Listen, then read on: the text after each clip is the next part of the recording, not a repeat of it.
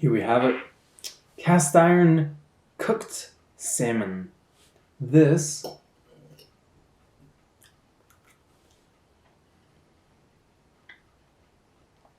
is delicious. The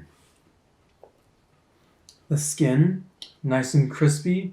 The top, also very crispy. A little bit of pepper. Love my pepper.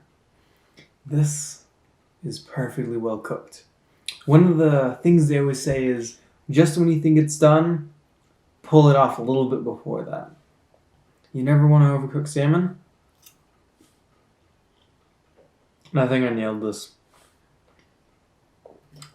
This is beautiful. Thank you, Sam. Thank you for recommending me doing this. And I hope to catch you guys in the next video.